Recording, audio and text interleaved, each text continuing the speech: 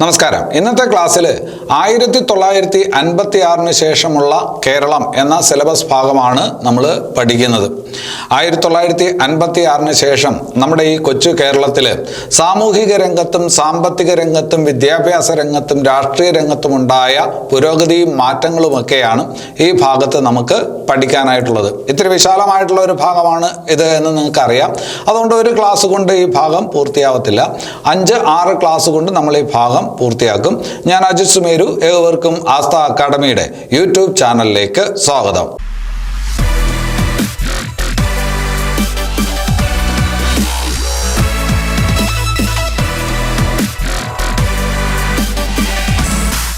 ആയിരത്തി 1956 ശേഷമുള്ള കേരളത്തെക്കുറിച്ച് നമ്മൾ പഠിക്കാൻ തുടങ്ങുമ്പോൾ ആദ്യം നമുക്ക് ഒന്നാം കേരള നിയമസഭയിലേക്കുള്ള തെരഞ്ഞെടുപ്പിൽ നിന്ന് തുടങ്ങാം. നമുക്കറിയാം, ഐക്യ കേരളം രൂപം കൊണ്ടത് 1956 നവംബർ 1-നാണ്. അതിനുശേഷം 1957 ഫെബ്രുവരി മാർച്ച് മാസങ്ങളിലായിട്ടാണ് ഒന്നാം കേരള നിയമസഭയിലേക്കുള്ള തെരഞ്ഞെടുപ്പ് നടന്നത്. അന്ന് തെരഞ്ഞെടുപ്പ് നടന്നത് 126 സീറ്റുകളിലോട്ടാണ്. നമുക്കറിയാം, ഇന്ന് കേരള നിയമസഭയുടെ ആകെ സീറ്റ് എന്ന് പറയുന്നത് 140 സീറ്റാണ് അല്ലേ. അന്ന് 126 സീറ്റിലേക്കാണ് തെരഞ്ഞെടുപ്പ് നടന്നത്. 126 സീറ്റ് എന്നാണ് പറഞ്ഞത്. അതായത് 114 മണ്ഡലങ്ങളെ ഉണ്ടായിരുന്നുള്ളൂ. 114 മണ്ഡലങ്ങൾ. ഒന്നാം കേരള നിയമസഭയിൽ 114 മണ്ഡലങ്ങളിലോട്ടാണ് തെരഞ്ഞെടുപ്പ് നടന്നത്, 126 സീറ്റിലോട്ട്. അപ്പൊ ഞാൻ പറഞ്ഞതിൽ 12 പേര് കൂടുതലാണ് അല്ലെ. 114 മണ്ഡലം എന്ന് പറയുമ്പോൾ 114 പേരേ വരുള്ളൂ നമ്മുടെ ഒരു കണക്കനുസരിച്ച്. അപ്പൊ 12 പേര് കൂടുതലാണ്. അതെന്തുകൊണ്ടാണ് 12 പേര് കൂടിയത്? ഈ 114-ൽ 12 മണ്ഡലങ്ങൾ ദ്വയാംഗ മണ്ഡലങ്ങളായിരുന്നു. ദ്വയാംഗ മണ്ഡലങ്ങൾ എന്ന് പറഞ്ഞാൽ ഒരു മണ്ഡലത്തിൽ നിന്ന് തന്നെ 2 പേരെ തെരഞ്ഞെടുക്കും. നമുക്ക് ഇന്ന് പരിചയമില്ലാത്ത ഒരു രീതി ആയതുകൊണ്ടാണ് 2 പേരെ കൂടി തെരഞ്ഞെടുക്കും. അപ്പോൾ 114 മണ്ഡലങ്ങൾ, അതിൽ 12 മണ്ഡലങ്ങൾ ദ്വയാംഗ മണ്ഡലങ്ങളായിരുന്നു. അങ്ങനെ 126 പേരാണ് ഒന്നാം കേരള നിയമസഭയിൽ തെരഞ്ഞെടുപ്പിലൂടെ എന്ത് ചെയ്തത്? അംഗമായത്. പിന്നെ നമുക്ക് ഒരാളുടെ കാര്യം അറിയാം. എന്താണ്? കേരള നിയമസഭയിലോട്ട് ഒരു ആംഗ്ലോ ഇന്ത്യൻ പ്രതിനിധി ഉണ്ടായിരുന്നു അല്ലെ. ഇപ്പൊ അതില്ല. പക്ഷെ പണ്ടുണ്ടായിരുന്നു. കേരള നിയമസഭയിലോട്ട് ഒരു ആംഗ്ലോ ഇന്ത്യൻ പ്രതിനിധിയെ കൂടി നോമിനേറ്റ് ചെയ്യാമായിരുന്നു. അങ്ങനെ ആ ഒരാൾ കൂടി ആവുമ്പോൾ ഒന്നാം കേരള നിയമസഭയിലെ ആകെ അംഗങ്ങളുടെ എണ്ണം 127. അതേസമയം തെരഞ്ഞെടുപ്പിലൂടെ വന്നത് 126. തെരഞ്ഞെടുപ്പ് നടന്ന മണ്ഡലങ്ങൾ 114. മാറിപ്പോവരുത്. ഓരോ പുസ്തകങ്ങളിൽ ഓരോന്ന് എഴുതി വെച്ചിരിക്കും, സംശയം വരരുത്. അപ്പൊ അങ്ങനെ ഒന്നാം കേരള നിയമസഭയിൽ 114 മണ്ഡലങ്ങളിലോട്ട് തെരഞ്ഞെടുപ്പ് നടന്നു. 12 ദ്വയാംഗ മണ്ഡലങ്ങളാണ് അതില്.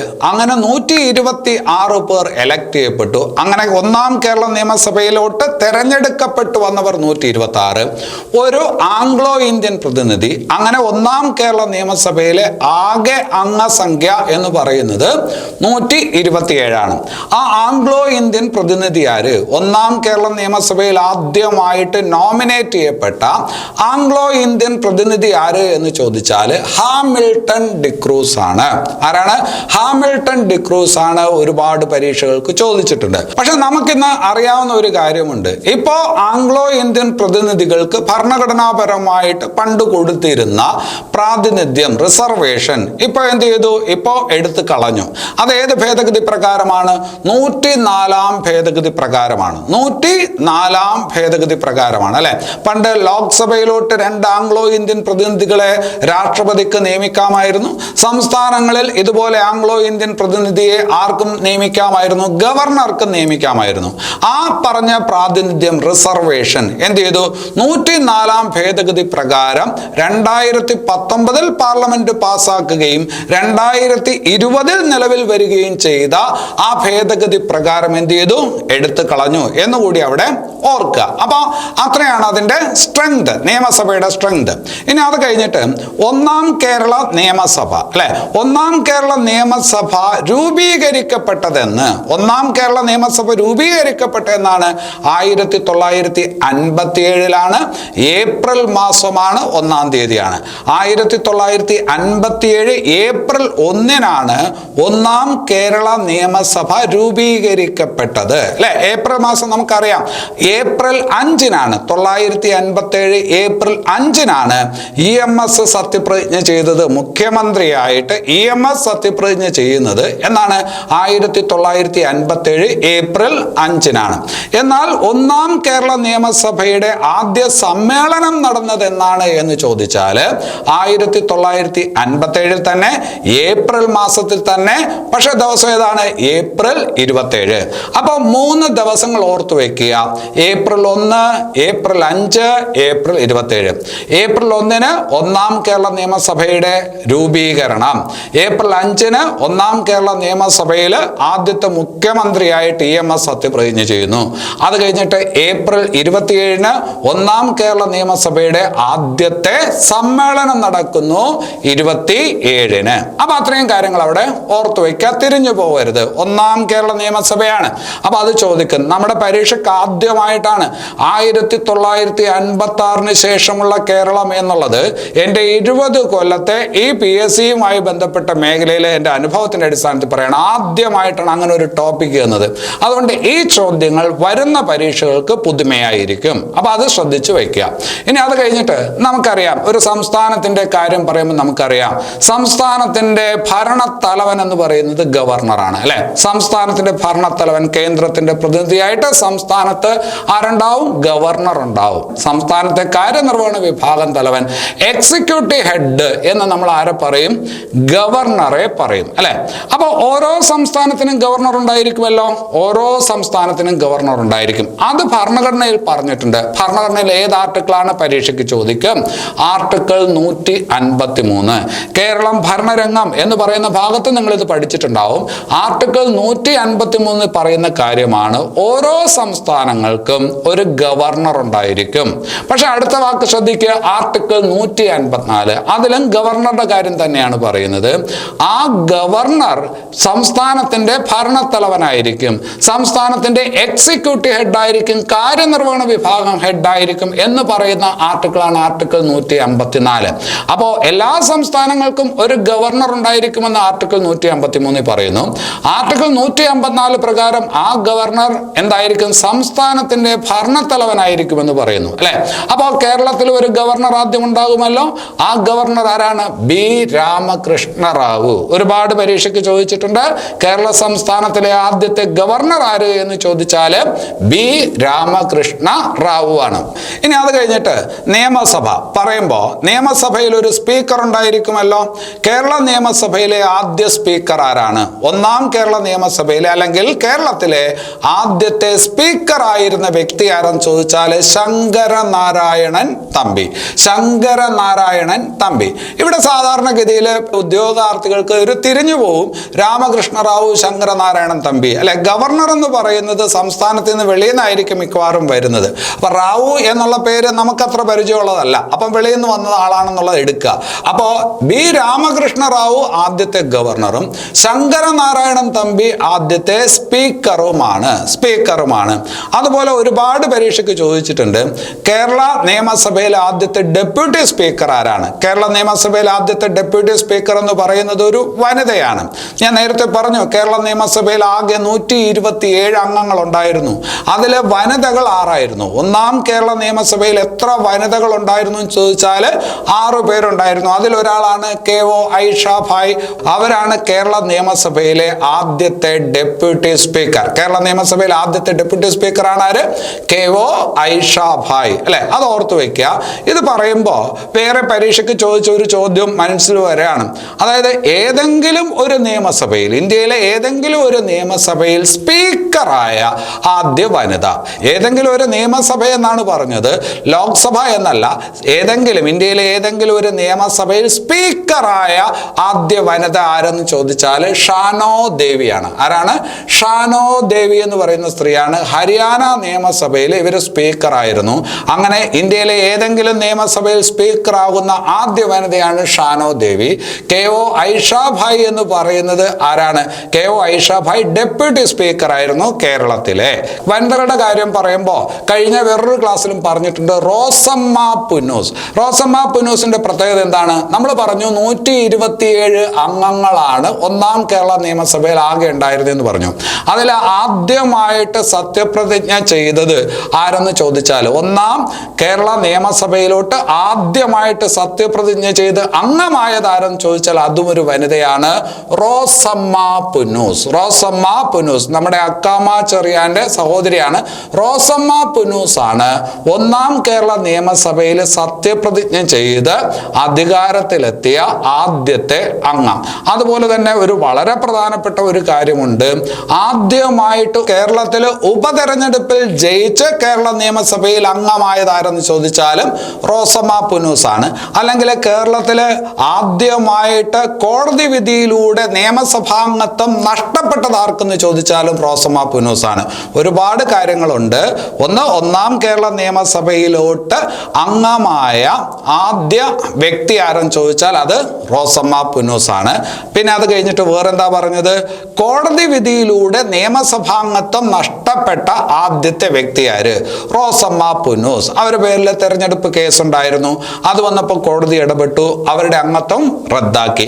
അത് കഴിഞ്ഞിട്ട് ഉപതെരഞ്ഞെടുപ്പ് വന്നു. അപ്പോൾ റദ്ദാക്കുമ്പോൾ അവിടെ ഉപതെരഞ്ഞെടുപ്പ് നടക്കുമല്ലോ.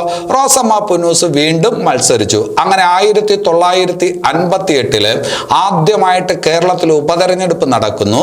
ദേവികുളം ഉപതെരഞ്ഞെടുപ്പ്, ഇടുക്കി ജില്ലയിൽ ദേവികുളം ഉപതെരഞ്ഞെടുപ്പ്. അവിടെ റോസമ്മ പുന്നൂസ് മത്സരിച്ചു, ജയിച്ചു. അപ്പോ രണ്ട് കാര്യങ്ങളായി അല്ലെ. കോടതി വിധിയിലൂടെ നിയമസഭാംഗത്വം നഷ്ടപ്പെട്ട ആദ്യ വ്യക്തിയാണ്, MLA ആണ് റോസമ്മ പുന്നൂസ്. അതുപോലെ തന്നെ ഉപതെരഞ്ഞെടുപ്പിൽ ജയിച്ച് അംഗമായ ആദ്യത്തെ വ്യക്തിയും ആരാണ്, റോസമ്മ പുന്നൂസ് ആണ് എന്നുള്ള കാര്യം ഓർത്തു വയ്ക്കുക. അപ്പൊ 3 പോയിന്റുകൾ അവരുടെ കാര്യത്തിൽ വളരെ പ്രധാനമാണ്. അപ്പൊ ഇത് പറയുമ്പോൾ വേറൊരു കാര്യം കൂടെ ഓർക്കുക. കേരള നിയമസഭയിൽ സത്യപ്രതിജ്ഞ ചെയ്ത് അംഗമായ ആദ്യ വ്യക്തിയാണ് റോസമ്മ പുന്നൂസ് എന്ന് പറയുമ്പോൾ അവിടെ ഉമേഷ് റാവു എന്നുള്ള പേര് നിങ്ങളെ കുഴപ്പിക്കും. ഉമേഷ് റാവു എന്താണ്, കേരള നിയമസഭയിലേക്ക് ആദ്യമായി എതിരില്ലാതെ തെരഞ്ഞെടുക്കപ്പെട്ട അംഗം. എതിരില്ലാതെ തെരഞ്ഞെടുക്കപ്പെട്ട അംഗം. നിയമസഭയിൽ അംഗമാവണമെങ്കിൽ സത്യപ്രതിജ്ഞ കൂടി ചെയ്യണം അല്ലെ. എതിരില്ലാതെ തെരഞ്ഞെടുക്കപ്പെട്ട അംഗമാരെന്ന് ചോദിച്ചാലാണ് ഉമേഷ് റാവുവിന്റെ പേര് പറയേണ്ടത്. അദ്ദേഹം ജയിച്ച മണ്ഡലവും കൂടെ ഓർത്തു വയ്ക്കണം. മഞ്ചേശ്വരം മണ്ഡലത്തിൽ നിന്നാണ് കേരള നിയമസഭയിലേക്ക് ആദ്യമായിട്ട് എതിരില്ലാതെ ആര് തെരഞ്ഞെടുത്തു വരുന്നത്, ഉമേഷ് റാവു തെരഞ്ഞെടുത്തു വരുന്നത് മഞ്ചേശ്വരത്ത് നിന്നാണ്. റോസമ്മ പുന്നൂസ് ദേവികുളത്ത് നിന്നാണ്. അപ്പൊ അത്രയും കാര്യങ്ങൾ അവിടെ ഓർത്തു വയ്ക്കുക. ഇനി കേരള നിയമസഭയിലെ ആദ്യ പ്രതിപക്ഷ നേതാവ്, കേരള നിയമസഭയിലെ ആദ്യ പ്രതിപക്ഷ നേതാവ് ആരെന്ന് ചോദിച്ചാൽ PT ചാക്കോയാണ്. കോൺഗ്രസ്സുകാരനാണ്. കേരള നിയമസഭയിലെ ആദ്യ പ്രതിപക്ഷ നേതാവ് ആരെന്ന് ചോദിച്ചാൽ PT ചാക്കോ. അന്ന് ഒന്നാം കേരള നിയമസഭയിൽ ഏറ്റവും പ്രായം കൂടിയ അംഗം, ഒന്നാം കേരള നിയമസഭയിൽ ഏറ്റവും പ്രായം കൂടിയ അംഗം ആരായിരുന്നു ചോദിച്ചാൽ അത് പട്ടം താണുപിള്ളയാണ്. ഒന്നാം കേരള നിയമസഭയിലെ ഏറ്റവും പ്രായം കൂടിയ അംഗം ആരായിരുന്നു ചോദിച്ചാൽ പട്ടം താണുപിള്ളയാണ്. ഒന്നാം കേരള നിയമസഭയിൽ ഏറ്റവും പ്രായം കുറഞ്ഞ അംഗം ആരെന്ന് ചോദിച്ചാൽ K കരുണാകരനാണ്. ഒന്നാം കേരള നിയമസഭയിൽ ഏറ്റവും പ്രായം കുറഞ്ഞ അംഗം K കരുണാകരനും ഒന്നാം കേരള നിയമസഭയിൽ ഏറ്റവും പ്രായം കൂടിയ അംഗം ആരെന്ന് ചോദിച്ചാൽ പട്ടം താണുപിള്ളയാണ്. ഞാൻ വേറൊരു കാര്യം പറയാൻ വിട്ടുപോയി. ഒന്നാം കേരള നിയമസഭയിലെ ആദ്യത്തെ പ്രോ ടൈം സ്പീക്കർ അല്ലെ, കേരള നിയമസഭയിൽ ആദ്യത്തെ സ്പീക്കറാണ് ശങ്കരനാരായണൻ തമ്പി എന്ന് പറയുന്നു. അതിനു മുമ്പ് അദ്ദേഹം ആകുന്നതിന് മുമ്പ്, സ്പീക്കർ ആവുന്നതിന് മുമ്പ് സഭ നിയന്ത്രിക്കാൻ ഒരാൾ വേണം. ആ സ്പീക്കറിനെ നമ്മൾ വിളിക്കുന്നത് പ്രോ ടൈം സ്പീക്കറാണ്. ഒന്നാം കേരള നിയമസഭയിലെ ആദ്യ പ്രോ ടൈം സ്പീക്കർ ആരെന്ന് ചോദിച്ചാലും ഈ വനിതയാണ് റോസമ്മ പുന്നൂസ്. ഇനി അത് കഴിഞ്ഞിട്ട് നമ്മൾ പറഞ്ഞു ഒന്നാം കേരള നിയമസഭയിൽ ആദ്യത്തെ മന്ത്രിസഭ EMS മന്ത്രിസഭ 1957 ഏപ്രിൽ 5 സത്യപ്രതിജ്ഞ ചെയ്തു, അധികാരമേറ്റു എന്ന് പറഞ്ഞു. ആ മന്ത്രിസഭയിൽ എത്ര മന്ത്രിമാരുണ്ടായിരുന്നു? ആ മന്ത്രിസഭയിൽ 11 മന്ത്രിമാരുണ്ടായിരുന്നു. ആ മന്ത്രിസഭയിൽ 11 മന്ത്രിമാരുണ്ടായിരുന്നു അല്ലെ. മുഖ്യമന്ത്രിയെ കൂടി കൂട്ടിയാണ് 11 പേര് അല്ലെ. മുഖ്യമന്ത്രിയും 10 മന്ത്രിമാരും, അങ്ങനെ 11 മന്ത്രിമാരുണ്ടായിരുന്നു. അതില് VR കൃഷ്ണയ്യർ എന്നുള്ളത് ഓർത്തു വയ്ക്കണം. കേരളത്തിലെ ആദ്യത്തെ നിയമമന്ത്രിയാണ്. കേരളത്തിലെ ആദ്യത്തെ നിയമമന്ത്രിയാണ്. കേരളത്തിലെ ആദ്യത്തെ വിദ്യുത് ശക്തി മന്ത്രിയാണ്. കേരളത്തിലെ ആദ്യത്തെ നിയമമന്ത്രി, കേരളത്തിലെ ആദ്യത്തെ വിദ്യുത് ശക്തി മന്ത്രി ആരെന്ന് ചോദിച്ചാൽ VR കൃഷ്ണയ്യർ. അത് കഴിഞ്ഞിട്ട് വേറൊരു വനിത നിങ്ങൾക്ക് അറിയാം. കേരളത്തിലെ ആദ്യത്തെ റവന്യൂ മന്ത്രി, കേരളത്തിലെ ആദ്യത്തെ റവന്യൂ മന്ത്രി എന്ന് പറഞ്ഞാൽ ആരാണ്? KR ഗൗരിയമ്മ അല്ലെ. KR ഗൗരിയമ്മയുടെ പേരിൽ ഒരുപാട് റെക്കോർഡുകളുണ്ട്. അതിലൊരു റെക്കോർഡ് എന്ന് പറഞ്ഞാൽ ഏറ്റവും കൂടുതൽ തവണ കേരള നിയമസഭയിലോട്ട് തെരഞ്ഞെടുക്കപ്പെട്ട വനിത 10 തവണയാണ്. ഏറ്റവും കൂടുതൽ തവണ കേരള നിയമസഭയിലോട്ട് തെരഞ്ഞെടുക്കപ്പെട്ട വനിതയാണ് KR ഗൗരിയമ്മ. ഏറ്റവും കൂടുതൽ കാലം മന്ത്രിയായിരുന്ന വനിതയാരെന്ന് ചോദിച്ചാലും KR ഗൗരിയമ്മയാണ്. ആ KR ഗൗരിയമ്മയാണ് കേരളത്തിലെ 1ാം മന്ത്രിസഭയിലെ ആദ്യത്തെ റവന്യൂ മന്ത്രി KR ഗൗരിയമ്മ. ഇനി അത് കഴിഞ്ഞിട്ട് കേരളത്തിലെ ആദ്യത്തെ ധനകാര്യ വകുപ്പ് മന്ത്രി. കേരളത്തിലെ ആദ്യത്തെ ധനകാര്യ വകുപ്പ് മന്ത്രി നിങ്ങൾക്കറിയാം, സി അച്യുത മേനോനാണ്. ആരാണ്? സി അച്യുത മേനോനാണ് 1ാം കേരള നിയമസഭയിലെ ആദ്യത്തെ ധനകാര്യമന്ത്രി.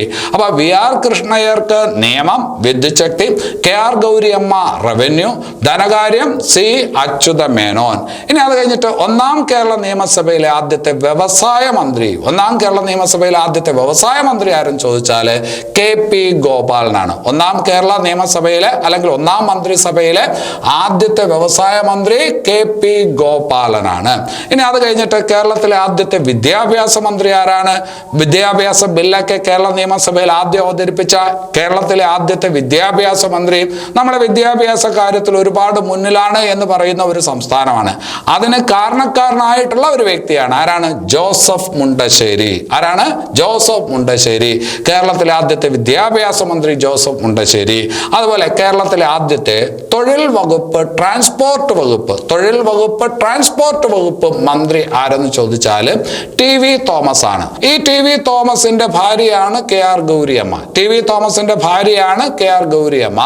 പരീക്ഷയ്ക്ക് ഇങ്ങനെ വേണമെങ്കിലും ചോദിക്കാം, കേരളത്തിൽ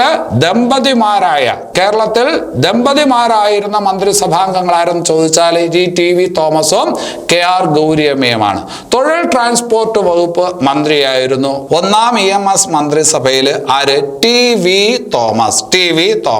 ഇനി അത് കഴിഞ്ഞിട്ട് TA മജീദ് എന്ന് പറയുന്ന ആള് എന്തിന്റെ മന്ത്രിയായിരുന്നു ചോദിച്ചാൽ TA മജീദ് എന്ന് പറയുന്നത് പൊതുമരാമത്ത് വകുപ്പ് മന്ത്രിയായിരുന്നു. പൊതുമരാമത്ത് വകുപ്പ് PWD പൊതുമരാമത്ത് വകുപ്പ് മന്ത്രിയായിരുന്നു TA മജീദ്. അപ്പൊ TA മജീദ് പൊതുമരാമത്ത് വകുപ്പ് മന്ത്രി. തൊഴിൽ ട്രാൻസ്പോർട്ട് മന്ത്രിയായിരുന്നു TV തോമസ്. ഇനി അത് കഴിഞ്ഞിട്ട് KC ജോർജ് 1ാം EMS മന്ത്രിസഭയിൽ KC ജോർജ് എന്ന് പറയുന്ന മന്ത്രി ഏത് വകുപ്പാണ് കൈകാര്യം ചെയ്തിരുന്നത് എന്ന് ചോദിച്ചാൽ ഭക്ഷ്യവകുപ്പ്, വനം വകുപ്പ്. ഭക്ഷ്യവകുപ്പിന്റെയും വനം വകുപ്പിന്റെയും ചുമതല ഉണ്ടായിരുന്ന മന്ത്രി, ആദ്യത്തെ മന്ത്രി അതാരാണ്? KC ജോർജ് ആണ്. ഇനി അത് കഴിഞ്ഞിട്ട് 1ാം കേരള മന്ത്രിസഭയിൽ EMS മന്ത്രിസഭയിൽ തദ്ദേശ സ്വയംഭരണ വകുപ്പ് മന്ത്രി ആരെന്ന് ചോദിച്ചാൽ ആരാണ്? ചാത്തൻ മാസ്റ്റർ ആണ്. ആരാണ്? ചാത്തൻ മാസ്റ്റർ. ഇനി അത് കഴിഞ്ഞിട്ട് കേരളത്തിലെ ആദ്യത്തെ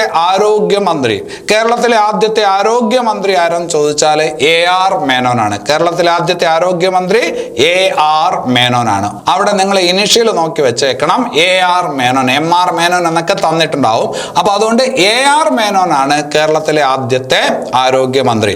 അപ്പൊ ഇത്രയും കാര്യം ഇവിടെ ഓർത്തു വെക്കണം. ഇനി അത് കഴിഞ്ഞിട്ട് 1ാം കേരള മന്ത്രിസഭ എന്ന് പറയുമ്പോൾ നമുക്കറിയാം, ബാലറ്റിലൂടെ അധികാരത്തിൽ വന്ന, ഏഷ്യയിൽ ബാലറ്റിലൂടെ ആദ്യമായിട്ട് അധികാരത്തിൽ വന്ന കമ്മ്യൂണിസ്റ്റ് മന്ത്രിസഭയാണ് അല്ലെ. ബാലറ്റിലൂടെ ഏഷ്യയിൽ ആദ്യമായി അധികാരത്തിൽ വന്ന കമ്മ്യൂണിസ്റ്റ് മന്ത്രിസഭ എന്ന് പറയുന്നത് EMSന്റെ മന്ത്രിസഭയാണ്. അത് കേരളത്തിലാണ്. അന്ന് അതിന്റെ പാർട്ടി സെക്രട്ടറി ആയിരുന്ന ആൾ ഒഴിച്ച് ഒരുവിധപ്പെട്ട കമ്മ്യൂണിസ്റ്റ് പാർട്ടിയിലെ പ്രമുഖരെല്ലാവരും മന്ത്രിസഭയിലും നിയമസഭയിലും അംഗമായിരുന്നു. അപ്പൊ അതിലെ അംഗമല്ലാത്ത ഒരാളുണ്ട്, കമ്മ്യൂണിസ്റ്റ് പാർട്ടിയിലെ വളരെ പ്രസിദ്ധനായിട്ടുള്ള ഒരാൾ അന്ന് മന്ത്രിസഭയിലോ നിയമസഭയിലോ അംഗമായിരുന്നില്ല. ആരെന്ന് ചോദിച്ചാൽ അദ്ദേഹത്തിന്റെ പേര് MN ഗോവിന്ദൻ നായർ എന്നാണ്. MN ഗോവിന്ദൻ നായർ. അദ്ദേഹത്തെ നമ്മൾ വിളിക്കും കേരള ക്രൂഷ്ചേവ്. റഷ്യൻ പ്രസിഡന്റ് ആയിരുന്ന ഒരാളാണ് ക്രൂഷ്ചേവ്.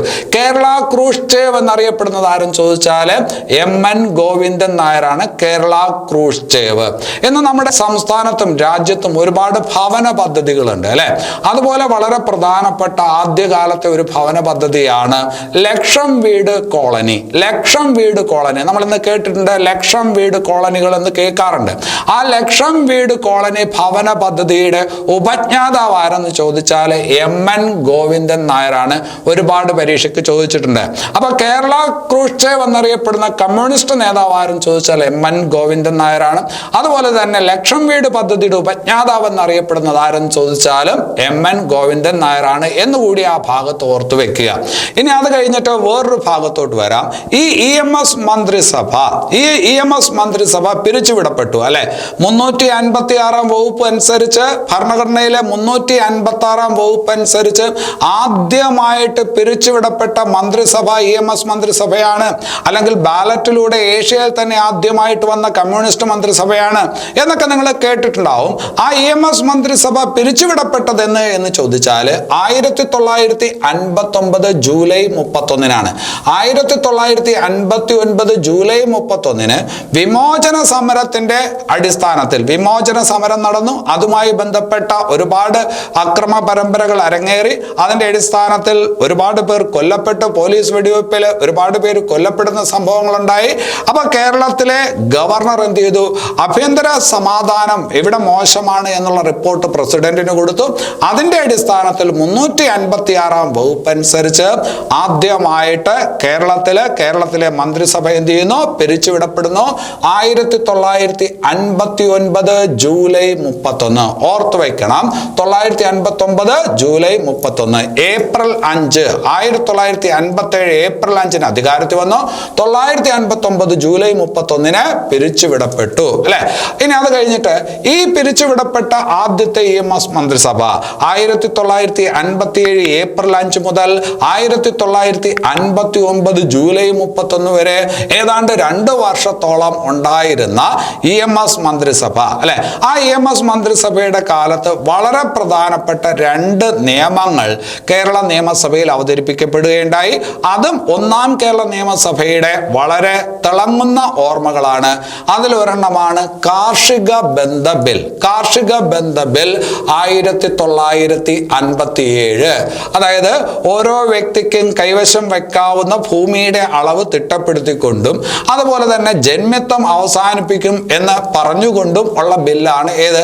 കാർഷിക ബന്ധ ബിൽ. അപ്പോ കൃഷിഭൂമിയുടെ അല്ലെങ്കിൽ കൈവശം വെക്കാവുന്ന ഭൂമിയുടെ അളവ് തിട്ടപ്പെടുത്തിക്കൊണ്ട് അതുപോലെ ജന്മിത്വം അവസാനിപ്പിക്കുന്നതിന് വേണ്ടിയിട്ട് കൊണ്ടുവന്ന ബില്ലാണ് 1957 പ്രസിദ്ധപ്പെടുത്തുന്ന കാർഷിക ബന്ധ ബിൽ.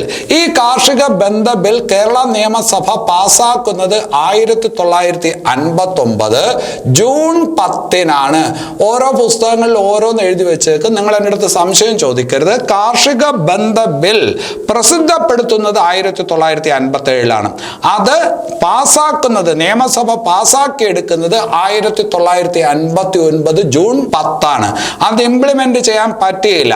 അതിനു മുമ്പ് തന്നെ EMSന്റെ മന്ത്രിസഭ താഴെ വീണു. പിന്നീട് വീണ്ടും EMS മന്ത്രിസഭ 1967 വരും. അത് അവർ പാസ്സാക്കും. പക്ഷെ അപ്പോഴേക്കും വീണ്ടും വീഴും. ഭേദഗതി നിയമമാണ്, ഭൂപരിഷ്കരണ ഭേദഗതി നിയമം എന്നുള്ള രീതിയിൽ വീണ്ടും പാസ്സാക്കും. അപ്പോഴത്തേക്ക് EMS മന്ത്രിസഭ താഴെ വീഴും. പിന്നെ വന്നത് C. അച്യുതമേനോൻ മന്ത്രിസഭയാണ്. C. അച്യുതമേനോൻ മന്ത്രിസഭയുടെ കാലത്ത് 1970 ജനുവരി 1 കേരള ഭൂപരിഷ്കരണ നിയമം നിലവിൽ വരുന്നത്. അങ്ങനെ ആ കേരള ഭൂപരിഷ്കരണ നിയമത്തിന്റെ 1970 ജനുവരി 1 വന്ന കേരള ഭൂപരിഷ്കരണ നിയമത്തിന്റെ മുൻഗാമി എന്ന് പറയാവുന്ന ബില്ലാണ് 1957 കേരള നിയമസഭയിൽ എന്ത് ചെയ്തത്? പ്രസിദ്ധപ്പെടുത്തിയ കാർഷിക ബന്ധ ബിൽ. അത് പാസ്സാക്കുന്നത് 1959 ജൂൺ 10 അത് ഒന്നാം കേരള മന്ത്രിസഭയുടെ കാലത്താണ്, ഒന്നാം കേരള നിയമസഭയുടെ കാലത്താണ്. അതുപോലെ തന്നെ മറ്റൊരു പ്രധാനപ്പെട്ട ബില്ലാണ് വിദ്യാഭ്യാസ ബില്ല്. ഏതാണ്? വിദ്യാഭ്യാസ ബില്ല്. നമ്മുടെ സർക്കാർ പള്ളിക്കൂടവുമായി ബന്ധപ്പെട്ട കുറെ കാര്യങ്ങൾ കൊണ്ടുവരുന്ന അതാണ്. ഇന്ന് എയ്ഡഡ് സ്കൂളുകളിലെ അധ്യാപകർക്ക് ശമ്പളം നൽകുന്നതും അവരുടെ സുരക്ഷയൊക്കെ ഉറപ്പാക്കുന്നത് ആരാണ്? സംസ്ഥാന സർക്കാരാണ്. അതിനൊക്കെ കാരണമായ ബില്ലാണ് വിദ്യാഭ്യാസ ബില്ല്. 1957 വിദ്യാഭ്യാസ ബില്ല് അവതരിപ്പിച്ചപ്പോൾ അന്നത്തെ വിദ്യാഭ്യാസ മന്ത്രി ആരാണ്? ജോസഫ് മുണ്ടശ്ശേരി. അപ്പോൾ കാർഷിക ബന്ധ ബില്ല് 1957, വിദ്യാഭ്യാസ ബില്ല് 1957, ഇവയൊക്കെ പ്രസിദ്ധപ്പെടുത്തുന്നത് ഒന്നാം ഒന്നാം കേരള നിയമസഭയുടെ കാലത്താണ് എന്ന് ഓർക്കണം. അപ്പൊ ഈ കാർഷിക ബന്ധ ബില്ല് കൊണ്ടുവരുന്നത് ആരായിരിക്കും? റവന്യൂ മന്ത്രിയായിരിക്കും, അല്ലെ? KR ഗൗരിയമ്മ. അപ്പൊ 1957 പ്രസിദ്ധപ്പെടുത്തിയ കാർഷിക ബന്ധ ബില്ല് അവതരിപ്പിച്ചത് ആരെന്ന് ചോദിച്ചാൽ, റവന്യൂ മന്ത്രി ആരെന്ന് ചോദിച്ചാൽ KR ഗൗരിയമ്മ എന്ന് പറയണം. ഇനി അത് കഴിഞ്ഞിട്ട് നിങ്ങൾ അറിയേണ്ട ഒരു കാര്യമാണ്, ഏലംകുളം മനക്കൽ. ഏലംകുളം മനക്കൽ ആരുടെ തറവാട്ട് പേരാണ്? ഏലംകുളം മനക്കൽ ആരുടെ തറവാട്ട് പേരാണ്, അല്ലെങ്കിൽ ആരുടെ വീട്ടുപേരാണ് എന്ന് ചോദിച്ചാൽ ഏലംകുളം മനക്കൽ ശങ്കരൻ നമ്പൂതിരിപ്പാട് അഥവാ EMS. ഏലംകുളം മനക്കൽ ശങ്കരൻ നമ്പൂതിരിപ്പാട് അഥവാ EMS. EMSന്റെ തറവാട്ട് പേരാണ് ഏലംകുളം മനക്കൽ. അദ്ദേഹത്തിന് ജനിച്ച സ്ഥലം എവിടെയെന്ന് ചോദിച്ചാൽ ഇന്ന് മലപ്പുറം ജില്ലയിലുള്ള പെരിന്തൽമണ്ണ എന്ന് പറയുന്ന സ്ഥലത്താണ് EMSന്റെ ജന്മസ്ഥലം. പരീക്ഷയ്ക്ക് ചോദിക്കും, EMSന്റെ ജന്മസ്ഥലം ഏതാണ്? എവിടെയാണ്? പെരിന്തൽമണ്ണയാണ്. ഇന്ന് മലപ്പുറം ജില്ലയിലുള്ള പെരിന്തൽമണ്ണയിലാണ് അദ്ദേഹം ജനിച്ചത്. അദ്ദേഹം ഒന്നാം കേരള നിയമസഭയിൽ അംഗമായി, അല്ലെ? ഒന്നാം കേരള നിയമസഭയിൽ അംഗമായത് ഏത് മണ്ഡലത്തെ പ്രതിനിധീകരിച്ചാണെന്ന് ചോദിച്ചാൽ നീലേശ്വരമാണ്. ഒന്നാം കേരള നിയമസഭയിൽ അദ്ദേഹം അംഗമായത് ഏത് മണ്ഡലത്തെ പ്രതിനിധീകരിച്ചെന്ന് ചോദിച്ചാൽ നീലേശ്വരമാണ്. മാറിപ്പോരുത്. മഞ്ചേശ്വരത്ത് നിന്ന് എതിരില്ലാതെ തിരഞ്ഞെടുക്കപ്പെട്ടത് ഉമേഷ് റാവു. നീലേശ്വരത്ത് നിന്നാണ് EMS നമ്പൂതിരിപ്പാട് ഒന്നാം കേരള നിയമസഭയിൽ എന്ത് ചെയ്യുന്നത്? അംഗമാകുന്നത്. പിന്നീട് അദ്ദേഹം പട്ടാമ്പി മണ്ഡലത്തെ പ്രതിനിധീകരിച്ചിട്ടുണ്ട്, പിന്നീട് ആലത്തൂർ മണ്ഡലത്തെ പ്രതിനിധീകരിച്ചു ഒക്കെ അദ്ദേഹം കേരള നിയമസഭയിലോട്ട് വന്നിട്ടുണ്ട്. പക്ഷെ ആദ്യം അദ്ദേഹം കേരള നിയമസഭയിലോട്ട് വരുന്നത് നീലേശ്വരം മണ്ഡലത്തിൽ നിന്ന് ജയിച്ചിട്ടാണ് എന്നുള്ള കാര്യം ഓർക്കുക. ഇനി അത് കഴിഞ്ഞിട്ട് EMSന്റെ ഒരു പത്രമുണ്ട്, പ്രഭാതം. EMSന്റെ ഒരു പത്രമാണ് പ്രഭാതം. അപ്പൊ പ്രഭാതം എന്ന പത്രം പ്രസിദ്ധപ്പെടുത്തിയത് ആരെന്ന് ചോദിച്ചാൽ ആരാണ്? അത് EMS ആണ്. EMSന്റെ പത്രം ഏത് പേരിൽ അറിയപ്പെടുന്നു? പ്രഭാതം. പരീക്ഷയ്ക്ക് ചോദിച്ചിട്ടുണ്ട്, പ്രഭാതം. ഇനി അത് കഴിഞ്ഞിട്ട് EMSന്റെ ആത്മകഥ എന്താണ്? EMSന്റെ ആത്മകഥ എന്താണ്? ആത്മകഥ എന്ന് തന്നെ. EMSന്റെ ആത്മകഥയുടെ പേരെന്താണ്? ആത്മകഥ. വേറെ ക്ലാസ്സിൽ നമ്മൾ പറഞ്ഞു അന്നാ ചാണ്ടിയുടെ ആത്മകഥ ആത്മകഥ എന്ന് തന്നെയാണ്, അല്ലെ? അന്നാ ചാണ്ടിയുടെ ആത്മകഥ ആത്മകഥ എന്ന പേരിൽ തന്നെയാണ്. അതുപോലെ സർദാർ പണിക്കരുടെ ആത്മകഥ ആത്മകഥ എന്നുള്ള പേരിൽ തന്നെയാണ്. ഒന്നാമത്തെ നമ്മുടെ പ്രസിഡന്റ് രാജേന്ദ്ര പ്രസാദ്, അദ്ദേഹത്തിന്റെ ആത്മകഥയും എന്താണ്? അദ്ദേഹത്തിന്റെ ആത്മകഥയും ആത്മകഥ എന്നുള്ള പേരിൽ തന്നെയാണ്, അല്ലെ? അതുപോലെ EMSന്റെ ആത്മകഥയും ഏത് പേരിലാണ്? ആത്മകഥ എന്നുള്ള പേരിലാണ്. ഇനി അത് കഴിഞ്ഞിട്ട് പരീക്ഷയ്ക്ക് സാധാരണഗതിയിൽ ചോദിക്കുന്നതാണ് EMSുമായി ബന്ധപ്പെട്ട കുറച്ച് കൃതികൾ. ഒരുപാട് തവണ ചോദിച്ച ചോദ്യമാണ്, പഠിച്ചിട്ടേ പോകാവൂ. 1.25 കോടി മലയാളികൾ എന്ന കൃതി EMSന്റെ കൃതി. കേരളം മലയാളികളുടെ മാതൃഭൂമി. ക്വസ്റ്റ്യൻ പേപ്പറിലൊക്കെ നിങ്ങൾ കണ്ടു കാണും. കേരളം മലയാളികളുടെ മാതൃഭൂമി. 1.25 കോടി മലയാളികൾ. കേരളം ഇന്നലെ ഇന്ന് നാളെ. കേരളം ഇന്നലെ ഇന്ന് നാളെ എന്നീ കൃതികൾ രചിച്ചത് ആരെന്ന് ചോദിച്ചാൽ ആരാണ്? EMS ആണ്. അപ്പൊ ആത്മകഥ അദ്ദേഹത്തിന്റെ ആത്മകഥ, പ്രഭാതം അദ്ദേഹത്തിന്റെ പത്രം, അദ്ദേഹത്തിന്റെ കൃതികൾ 1.25 കോടി മലയാളികൾ, കേരളം മലയാളികളുടെ മാതൃഭൂമി, കേരളം ഇന്നലെ ഇന്ന് നാളെ. അപ്പൊ അത്രയും കാര്യങ്ങൾ ഓർത്തു വെക്കണം. ഇനി അത് കഴിഞ്ഞിട്ട് ഒരു കാര്യം കൂടി ഓർക്കാനുള്ളത്, M മുകുന്ദന്റെ ഒരു നോവലുണ്ട്. പരീക്ഷയ്ക്ക് ചോദിച്ചിട്ടുണ്ട്. M മുകുന്ദന്റെ ഒരു നോവലിൽ EMS പ്രതിപാദ്യമാകുന്നുണ്ട്. അങ്ങനെ EMSനെ പ്രതിപാദിക്കുന്ന M മുകുന്ദന്റെ നോവൽ ഏത് എന്ന് ചോദിക്കും. കേശവന്റെ വിലാപങ്ങൾ. കേശവന്റെ വിലാപങ്ങൾ എന്ന് പറയുന്ന M മുകുന്ദന്റെ നോവലിൽ പരാമർശിക്കപ്പെടുന്ന കമ്മ്യൂണിസ്റ്റ് നേതാവ് ആര്? പരീക്ഷയ്ക്ക് ചോദിച്ചിട്ടുണ്ട്. EMS നമ്പൂതിരിപ്പാട്. ഇനി അത് കഴിഞ്ഞിട്ട് അദ്ദേഹത്തിന്റെ ഒരു ജീവചരിത്ര ഗ്രന്ഥമുണ്ട്.